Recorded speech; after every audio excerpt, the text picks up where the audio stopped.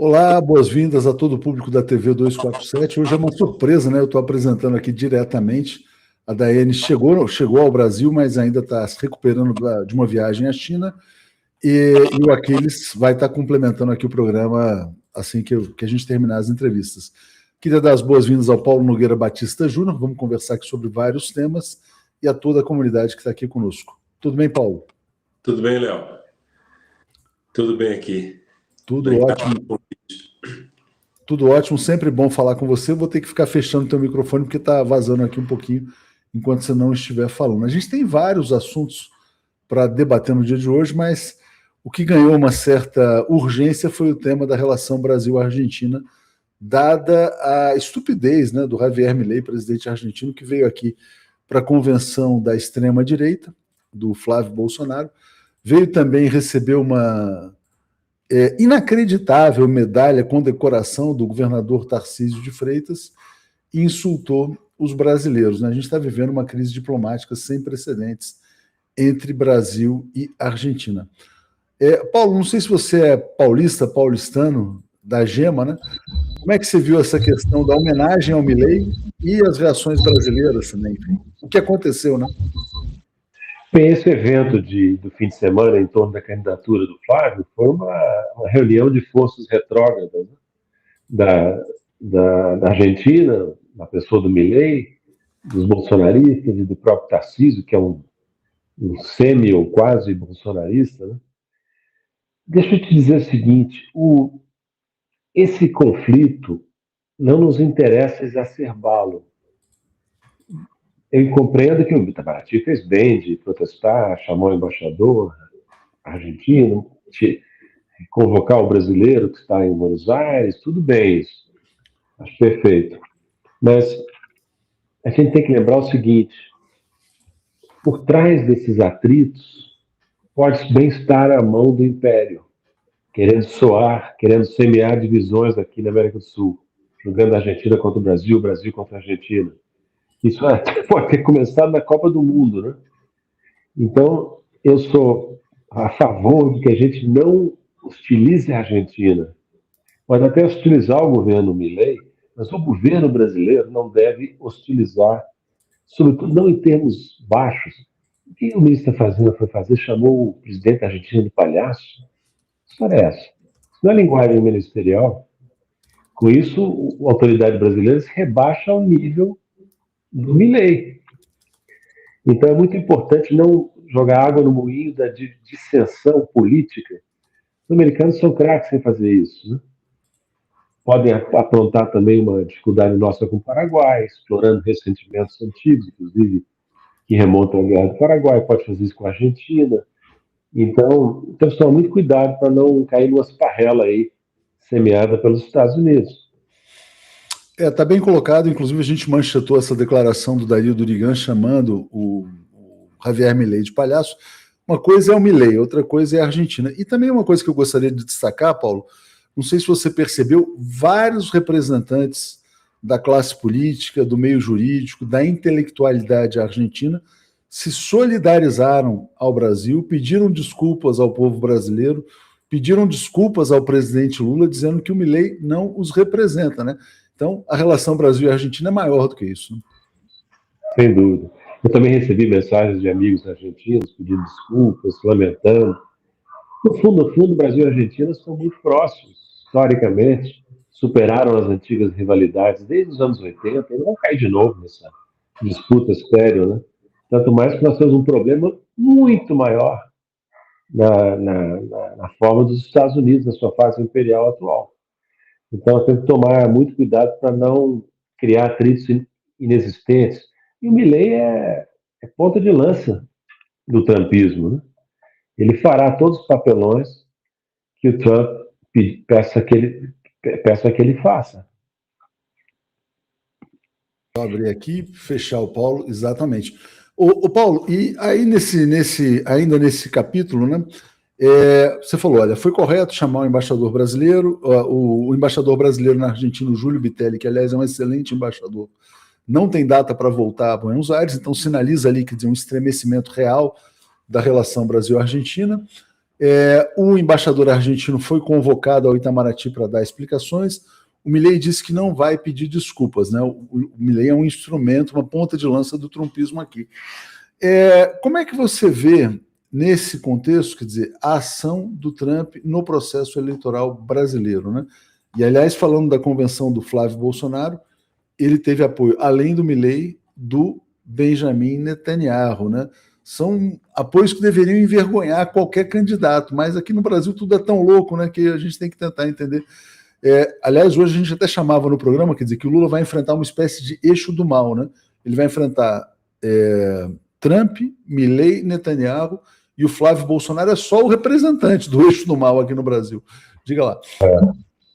É o eixo do mal, realmente. E se eu não houvesse muitas outras razões para não votar em Bolsonaro, esse apoio do Netanyahu seria suficiente para rejeitar como nociva a candidatura dele, né? Sobre a interferência do Trump nas eleições, tem duas dimensões, Léo. Tem uma ostensiva e outra subterrânea. A ostensiva pode ser contraproducente para eles, porque a popularidade do Trump nos Estados Unidos e no mundo inteiro está em baixa já há algum tempo, né? E pode ser até queimativo receber o apoio do Trump, né, e do Netanyahu. Mas os Estados Unidos têm muito poder ainda, e ele pode tentar influir na eleição, aí está o perigo, subterraneamente, sem trazer a público, manipulando, pressionando, usando seus ativos dentro do Brasil, a quinta coluna, que é forte, né? Então, o perigo maior é essa intervenção subterrânea do Império. Por isso que o Lula tentou, né, estabelecer uma relação razoável com o Trump, tentou desde o ano passado, não conseguiu. O esquema que ele imaginou não funcionou e o diálogo se rompeu. Então, nós estamos numa situação delicada, perigosa, porque para os americanos, a eleição brasileira é a mais importante do ano, fora deles, lá de meio de mandato, porque se eles elegem Flávio Bolsonaro, eles conquistam o Brasil sem dar um tiro. O Brasil e todas as suas riquezas naturais, cruciais para esse momento histórico que nós vivemos. Exatamente. Já já a gente vai chegar também no telefonema do Lula para o presidente Xi Jinping. Eu queria falar um pouco sobre a quinta coluna, Paulo. Eu queria tentar que você nos ajudasse a entender essa homenagem prestada pelo Tarcísio de Freitas ao Javier Milei. Se você coloca o Tarcísio no time da quinta coluna, né? E também por que o Tarcísio faz isso, né? Quer dizer, será que ele não tem uma responsabilidade dos meios de comunicação, do capital financeiro, que passaram tanto tempo dizendo que o Milei seria um bom exemplo, né?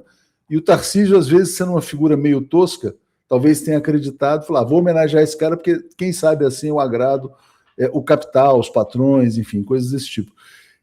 Queria que você falasse sobre essa medalha que foi concedida a ele. A vergonha para São Paulo, né? Porque, vou te dizer, eu não estou no governo, posso falar abertamente o que eu penso do Milei. É um tremendo palhaço. É o pior presidente que eu me lembro de ter visto em todos os países que eu conheci. Então, dar uma medalha, que é a maior medalha do estado de São Paulo, né?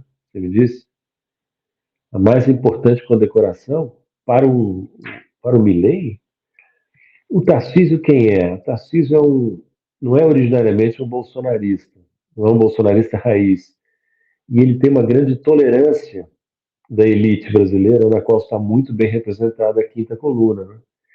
Então, quando deixam o Tarcísio, quando poupam o Tarcísio, eles têm é de caso pensado que a mídia, os interesses financeiros fazem isso, que o Tarcísio é um homem da reserva eleitoral política para 2030, né?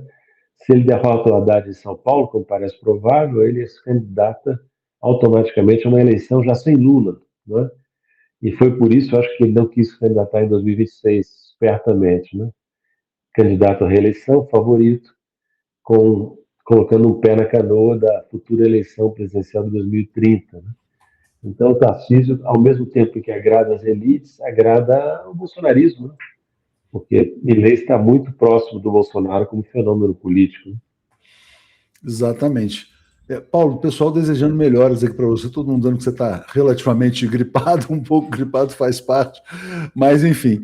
Então vamos chegar agora nessa ligação dessa madrugada do presidente Lula para o presidente Xi Jinping, né?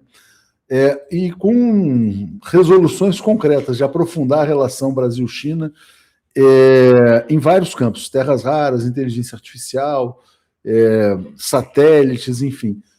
Você acha que chegou o momento, então, do Brasil, de fato, colar mais na China, buscar uma parceria, além da parceria já, que é mais do que estratégica, tem aquela nomenclatura chinesa, aprofundar ainda mais a relação Brasil-China? Acho que sim. O Brasil tem que fazer isso mais do que nunca, em razão dos problemas que os Estados Unidos estão criando, né? O Brasil, diante da ameaça americana, tem que diversificar suas relações. E a China, que é a maior economia do mundo e maior parceiro comercial do Brasil, maior exportador no mundo inteiro, a China, é um candidato natural a essa diversificação, né? Então foi muito bem-vindo o telefonema o timing do telefonema do Lula ao Xi Jinping. Foi o Lula que tomou a iniciativa de ligar, se não me engano, né? É um timing que não é casual, tem a ver com essas dificuldades que o Trump está criando para o Brasil, para o Lula em particular, né? Então, eu diria que está tudo bem, bem encaminhado, com exceção de uma coisa. Uma única coisa que eu lamento no comunicado sobre o telefonema: a ideia de aprofundar a possibilidade de um acordo comercial Brasil-China. Nós não sabemos em que termos, mas eu desconfio que pode ser um acordo tipo União Europeia-Mercosul, sabe? E isso aí, eu estou até um pouco desalentado de falar isso, né? Mas eu queria tentar explicar, Léo, se você me permite, qual é o perigo. O perigo é que a China é o país mais competitivo do mundo.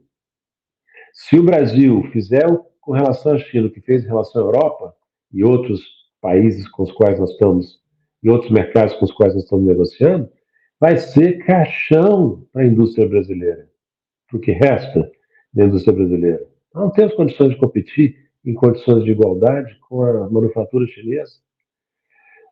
Só faz sentido isso, Léo, se a concepção do presidente e do governo brasileiro for a seguinte: não, o livre comércio em si mesmo é bom, porque oxigena a economia, força as empresas se tornarem mais competitivas. Então, essa é a visão liberal. Quer dizer que nós nos tornamos liberais? É isso? Essa visão liberal está ultrapassada. Ninguém mais segue. Só tem um país que segue, sabe qual é, né? Além da Argentina, é a China. E a China segue porque o liberalismo, o livre comércio, é para os fortes, não para os países mais vulneráveis. Os Estados Unidos abandonaram, a Europa abandonou. O Brasil vai abraçar? É uma desorientação da estratégia comercial que me choca, entende? Que mostra que o governo está, por um lado, infiltrado em liberais. Faz parte do acordo que levou à eleição do Lula em 22. Por outro, os petistas, inclusive o próprio presidente, não compreendem o que está em jogo. É um negócio assim, realmente assustador e faz parte, não é imprevisível, né? Porque se você faz as concessões que fez na União Europeia, como é que você vai negá-las à China? Entende? Isso é uma armadilha que nós construímos. O Samuel Pinheiro Guimarães, saudoso, alertou várias vezes para isso. Se nós fizermos acordo com os europeus, isso vai servir de exemplo e de reivindicação dos outros mercados importantes. Em suma, o legado do Lula na área comercial vai ser que daqui a algum tempo o Brasil estará amarrado por uma teia de acordos comerciais de orientação liberal, ou neoliberal. Entende? E aí, isso é uma coisa importante. É o seguinte: o que significa esses acordos? O que significam esses acordos? Eles significam tirar do âmbito nacional e transferir para um tratado internacional o uso de um instrumento fundamental, que é a tarifa de importação. A tarifa de importação não está superada, pelo contrário, tem sido usada cada vez mais. Por quem? Pelos Estados Unidos. Eu não digo que os Estados Unidos estejam usando de maneira inteligente a tarifa de importação, mas estão demonstrando a importância prática que esse instrumento pode ter e tem. O Brasil vai abrir mão de tarifa no seu comércio com todos os principais mercados? É para isso que nós estamos caminhando. Eu me pergunto se o governo refletiu sobre isso. Sabe? Eu vou insistir com os meus amigos no governo para que organizem essa discussão, pensando no Lula 4. Né? Nós não podemos continuar nessa toada. Nós lá somos chineses agora, podemos competir de peito aberto com o resto do mundo. Até eu vi na internet uma gozação que não é Lula livre, é Lula livre comércio. Né? O Lula, além de declarar que é de esquerda, agora se declara liberal em matéria de comércio. Não é possível isso.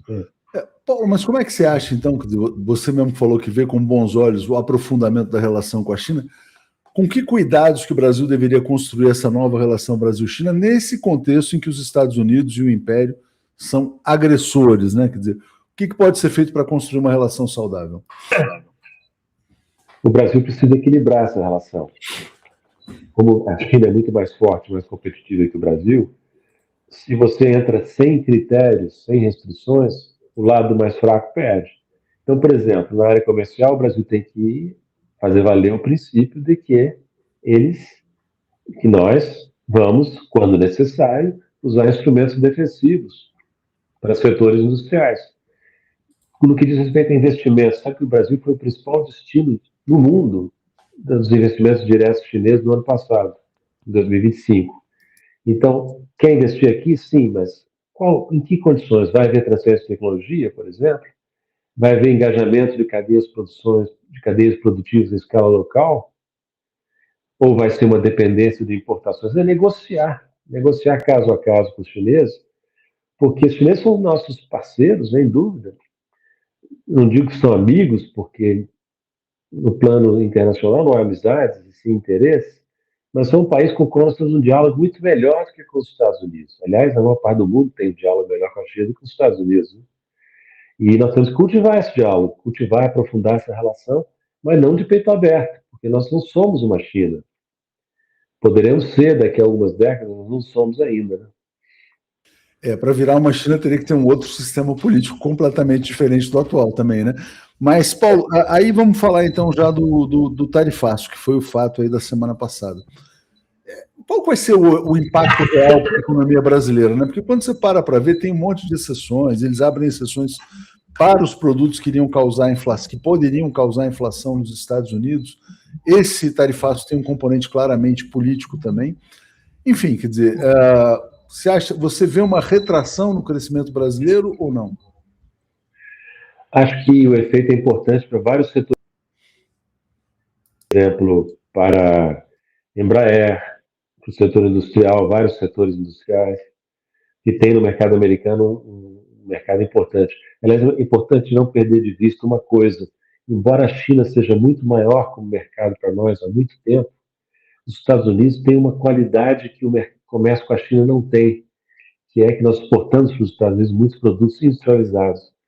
Então, o valor adicionado médio na exportação para os Estados Unidos é maior do que na exportação para a China, onde predominam os primários. Né? Agora, os Estados Unidos perderam muito peso na pauta brasileira, e o Brasil é uma economia continental com um grau de exportação relativamente baixo. Então, eu não acredito que haja um impacto macroeconômico muito grande. Sabe? É um impacto mais setorial do que macro, na minha opinião. Abrindo o meu, fechando do Paulo, só porque a gente está tendo que fazer esse ajuste. Paulo, e aí falando dessa questão do impacto macro, também, paradoxalmente, né, o Brasil está tendo um impacto positivo a partir da guerra contra o Irã, né, em função da alta nos preços do petróleo. O Brasil virou um grande exportador de petróleo. Aliás, hoje a manchete do Globo era curiosa. Né? O Globo dizia no passado que não existia pré-sal, que o Brasil não devia explorar o pré-sal, e a manchete do jornal é que a Petrobras já tem que repor as suas reservas e, vamos dizer assim, essas reservas virão da margem equatorial. Como é que você vê o impacto da guerra sobre a macroeconomia brasileira e o fato de o Brasil estar se tornando um dos maiores exportadores de petróleo do mundo? O Brasil foi o 10º maior exportador de petróleo do mundo no ano passado. E como o Brasil é um exportador de petróleo que não depende do Estreito de Hormuz, é bem provável que em 2026 a gente suba nesse ranking. Por quê? Porque nós vamos ter mais quantidades exportadas, substituindo os países que estão bloqueados lá na Ásia Ocidental, e vamos ter melhores preços de exportação na média, entende? Então, desse ângulo, do ângulo do comércio, da balança comercial, do balanço de pagamentos em conta corrente, o Brasil ganha com a guerra. Onde é que nós perdemos? Por exemplo, na questão da inflação, que é tão crucial. Porque na medida em que há um repasse, ainda que incompleto. Opa, acho que o Paulo deu uma congelada aqui. Combustíveis, derivados. Descongelou, pode falar, pode falar. Na medida em que houver, né, uma repasse, ainda que incompleto, do preço externo mais alto para preços internos de derivados de petróleo, aí entra uma pressão inflacionária, que aliás já está se fazendo sentido. Deixa eu te perguntar uma coisa, eu botei o fone de ouvido, isso não melhorou o eco aí, não? Não, tem um retorno, mas então, quer dizer, quando eu falo, o som vaza um pouco, por isso que eu tenho fechado o seu microfone, mas está tudo bem. Tá. Então é isso, o Brasil ganha por um lado, mas tem um problema por outro, que é a mesma situação dos Estados Unidos. Os Estados Unidos também são grandes exportadores de petróleo, mas sofrem com o impacto inflacionário da alta do preço provocado por eles próprios, né? Semana passada, Paulo, deixa eu só fechar aqui rapidinho, só para não ter nenhum problema. Semana passada, o Fundo Monetário Internacional elevou as previsões de crescimento da economia brasileira. 2,5% nesse ano, ou 2,7%, se eu não me engano, e acho que 2,5% em 2027. E aí eu vejo, né, quer dizer, as autoridades comemorando, principalmente o ex-ministro está fazendo, Fernando Haddad, falando da média de crescimento, a maior média nos últimos anos, desde 2013. E a gente já falou isso várias vezes, né? Ainda é uma média muito alta para um país que quer, vamos dizer assim, passar desse estágio de desenvolvimento para um estágio maior, né? Como é que você vê o Brasil se contentando com 2,5%, 2,7%, 2,6%? Não é muito pouco, não? Eu olhei as projeções do FMI, o que acontece no quadro básico deles é que o Brasil, que vinha crescendo 3% ao ano até 2025, passaria a crescer em torno de 2% ao ano a partir de 26, continuando por aí em 27, 28. Essas previsões são todas muito incertas, né? Mas indicam o quê? Que o Brasil está numa trajetória muito modesta de crescimento, né? Não é, como você disse muito bem, não é uma trajetória que vai nos levar a dar um salto em termos de desenvolvimento. Não conseguiremos, provavelmente, nem estreitar muito a distância entre o Brasil e os países desenvolvidos, né? Vão perder terreno em comparação com as economias que crescem a altas taxas, como a China e outras do leste da Ásia. Então, esse quadro que o FMI pinta não é surpreendente, combina com as outras projeções que são feitas por aí, Banco Mundial, OCDE,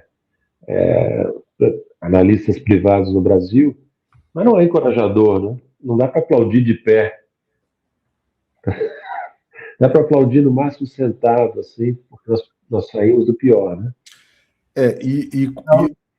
Oi. Outra coisa importante, no documento do FMI, eles registram algo que nós sabemos também, que é o baixo nível do investimento brasileiro. A taxa de investimento é baixa. E isso é crucial para o crescimento futuro. Sem investimento, não há capacidade sendo criada e, portanto, não há capacidade de crescer no longo prazo. Tem mais esse problema ainda. Exatamente.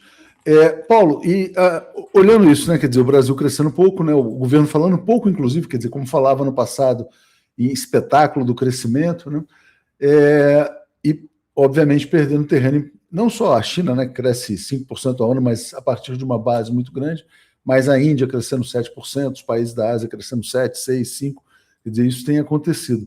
Mas aí a gente olha para o quadro eleitoral, né, quando a gente vem para a eleição, a gente tem, de um lado, o presidente Lula, né, que representa esses dados, a normalização democrática, tudo isso, e de outro lado, quer dizer, o eixo do mal, vamos dizer assim, como a gente tinha colocado, né, uma destruição completa, né? Não tem muita alternativa, né? Ou é Lula ou é fascismo. E dito isso, quer dizer, o que você espera, então? A gente já falou sobre isso também. O que você espera do Lula 4, caso ele consiga se reeleger, embora as pesquisas mostrem aí um cenário de disputa acirrada? A eleição vai ser difícil, nós sabemos, né? Melhorou muito a situação do Lula nos últimos tempos, em função dos problemas da candidatura Flávio, né? mais do que de acertos da candidatura Lula, a incompetência da candidatura Flávio. O que fica claríssimo, acho que as pessoas que estão nos escutando vão concordar, imagino. Nós temos uma opção entre um governo, um candidato razoável, experiente, equilibrado e uma calamidade. Essa escolha é a escolha mais fácil do mundo. As pessoas falavam em 2018, escolha difícil, o Estadão falava. Essa escolha hoje é a escolha mais fácil do mundo, tanto que até a direita brasileira tradicional está sinalizando que pretende votar em Lula, pretende apoiar Lula. Então, o Lula 4 está sendo já configurado, Léo. O ideal seria que ele pudesse ganhar no primeiro turno, que aí ele poderia ficar um pouco mais livre da necessidade de fazer uma aliança ampla que constrange o governo, né? Como constrangeu o Lula 3. Mas não parece viável, eu não sei o que você acha, mas eu acho que é difícil ganhar no primeiro turno, né? Porque o fenômeno bolsonarista é muito resiliente. Podem vir as piores denúncias que o pessoal deles não acredita. Continua votando em quem o Jair indicar. Então é muito provável que o Lula vá para o segundo turno, que ganhe no segundo turno, se ganhe, muito provável, não digo, mas acho que é mais provável que ele ganhe, mas no segundo turno. E aí ele vai ter que fazer aquela composição, a chamada, uma coisa que chamou, você lembra que ele chamou isso na época de Arca de Noé? Arca de Noé é tudo, né? São as bestas feras, são os gorilas, são as cobras peçonhentas, tudo está lá dentro, né? E vai tudo para o governo. E aí dá os resultados que nós estamos vendo, né? Vai até o Centrão, né? Parte do Centrão que está declarando neutralidade e tal. E aí, esse ponto que você tocou no final, né? Você pega assim, a classe dominante já, de alguma maneira, assimilando a vitória do Lula 4, desde que vem assim, quer dizer, contido, nessa linha meio liberal, enfim. Você acha que hoje já há um consenso, assim, quer dizer, entre os nomes mais importantes do capital nacional sobre, vamos dizer assim, quer dizer, olha, entre a normalidade do Lula e o absurdo do Tari Flávio, a opção pelo presidente Lula? A julgar pela mídia tradicional que espelha essa chamada elite brasileira, eles estão botando os ovos basicamente em dois cestos, né? Um é o cesto Lula, como você disse, e o outro é ainda a esperança de ter uma terceira via que não seja bolsonarista, né? Nem lulista. O Caiado, né? O Caiado. O problema da terceira via é que são homens supostamente de valor sem votos. Entende? O poder eleitoral da terceira via, como já foi demonstrado em 2018, em 2022, e vai ser demonstrado, acredito, agora em 2026, é muito pequeno. Veja o desempenho do Alckmin, por exemplo, em 2018, né? Que mostra claramente que a terceira via pode ter importância política, econômica, mas não tem peso eleitoral. Quem tem peso eleitoral no Brasil? O Lula e o Bolsonaro. Entende? Então, o que eu acho é que a camada dirigente brasileira, por um motivo estritamente egoísta, tem muito dinheiro aqui, muitos interesses aqui, não, e percebe que o Flávio Bolsonaro vai ser a continuação daquele caos, não só fascista, mas incompetente, que foi o governo Bolsonaro. Um governo eminentemente incompetente, que não tinha quadros, não sabia bem o que fazer, né?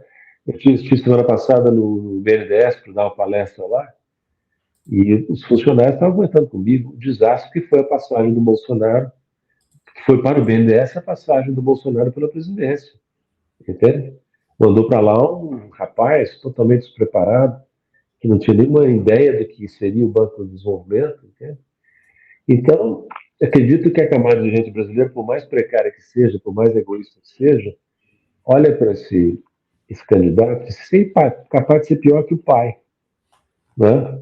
E aí olha para o lado do Lula com um pouco mais de boa vontade.